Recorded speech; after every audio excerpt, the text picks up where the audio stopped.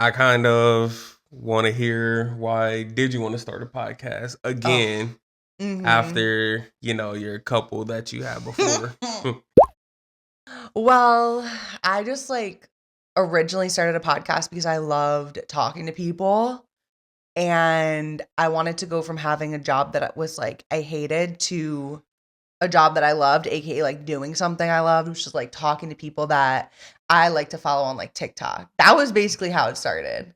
It was COVID and everyone was online so much more and people were getting big on TikTok and I wanted to get big on TikTok, obviously. Yeah. And that was everybody's. Exactly. I wanted to be one of the lucky few. But I was like, well, let me just talk to these people that are getting big on TikTok and give them a place to share what they're doing, when they might not be on other podcasts because they're just also getting started. Mm-hmm. So that's why I wanted to do it, for the fame. Well. And yeah. And I also feel like because you actually like listening to other podcasts, so that just kind of helps with yes, you going forward inside something. Mm-hmm. You're so right, because I also started listening to podcasts at that time, a couple years before, and then I was like, I didn't know how to start a podcast. Mm-hmm. Then again, I had the time, so I started to learn what to do.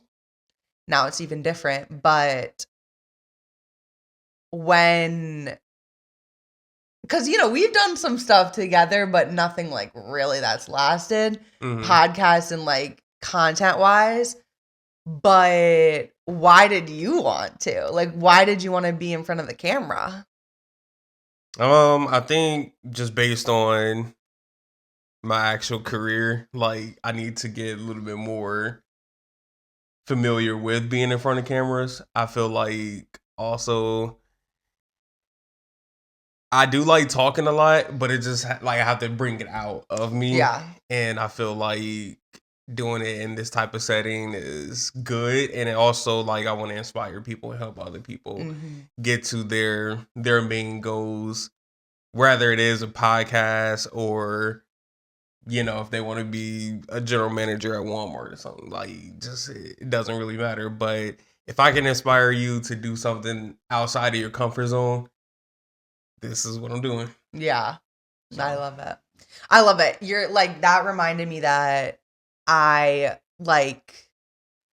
listen to so many podcasts, like you said, and then I always listen to podcasts for entertainment, inspiration, and learning something. I always wanted to learn about certain topics.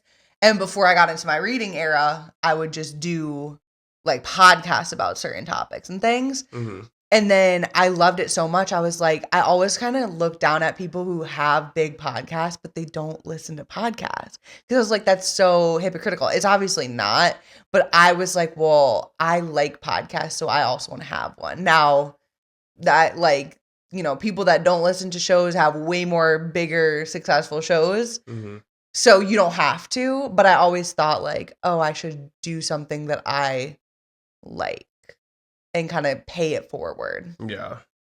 Well, that's the thing too, because I'm not really a big, I need to listen to this podcast or anything like that. But I do have mine, the podcast that I like, as you know.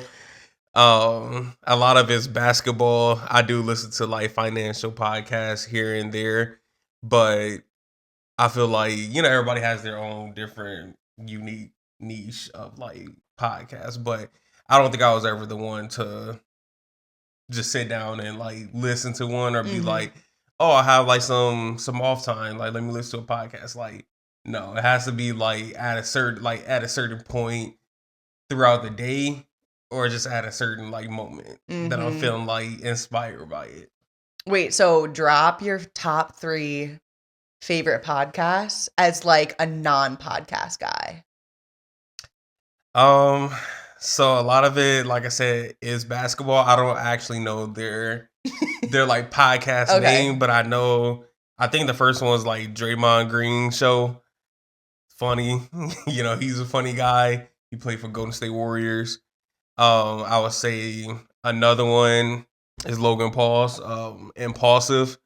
Yeah, that's a really good one. As we was listening to it, them featuring Kevin Durant, and then another one is Stephanie McMahon's, and that's because she does like all the WWE wrestlers and stuff like that. So you get the like insight on their lives. So, but I know that most of your podcasts that I hear from upstairs or downstairs, I know most of them you put on your TikTok. So what's your top 5? I appreciate the extra 2. Okay, so I two of my top 5 are, I would say, like ones that inspire me and also that made me want to do one with you. So the first one is The Skinny Confidential, because they've done it for so long and they do it together like husband and wife, and they try to interview anyone they can. And it kind of mixes like my original podcast that I did, interviewing people that I really liked, with doing it as like a host, 2 hosts. So I would say them. And then my other 2 that I was the most inspired by was Two Parents in a Podcast, which, as you know, I was listening to today because, first of all, again, I liked that it was a couple, and I also just like the back and forth, and it's just fun to watch. Like, it's so entertaining. And then I always liked that they did it, like, had their studio in the house, like, just on the couch. It made it, like, cozy. And speaking of another duo one, the last duo one that I'll say, Too Long to Text, because I follow Soph and have followed Soph. Then she did she's doing her podcast. I didn't know that was her name. So it's Soph and Sophie. Oh, that's the name of the show. Gotcha. Yeah. Too Long to Text, because it's like voice memos back and forth because it's like too much text. I thought it was cute. But I like theirs because same thing, they're cozy on a couch. And I was like, this is so inspiring. And I just like, they always have fun stuff to talk about. And I was like, I love this. Like, I feel like I'm in the group text with them. And so I like that. But okay, that was 3?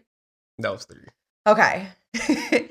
I would say my other, oh my gosh, I could keep going with duos, but I'm not going to. Why? I love the back and forth duo. And like, you got to do it right. But if you do it right, you're good. I would say my favorite, like, learning podcast / one that I have been just never missed an episode it's called Expanded, which you probably didn't know either, but it's like the manifestation podcast. Yeah, okay. So you know that one. I kind of remember that one a little bit. And I love that one for like walks. Like, I like to take a long walk and like listen to it. Like, you won't see me as much like putting it up on the TV, that one. Versus the other like 3, as you know. Yeah. Okay, wait. That's 4. Wait, what's a good, oh my gosh. Okay, what's a good 5th one? Okay, wait, I have one kind of. I recommend so many shows and then it's like I blank because there's so many good ones. I'm going to pick this one because it's like a different category. There's this show that's new as of this year called Social Currency. And it's one host, but she interviews founders. She calls some of her content business lore, like stories of all of that. And that's also been like a huge interest of mine. And that does relate back to like the first podcast I did where I was interviewing business people, women in business owners, all that. And she gets these amazing headliner guests that you're like, oh, the CEO of Pinterest, like, you know what Pinterest, like, it's like she's getting people that I guess have interesting business stories to tell and like share different info. Yeah. So I like that one for just learning about business and everything like that. I know if you had a top 5, sorry to keep going with the numbers, but if you had a top 5 of who you would want on this podcast. Oh my gosh.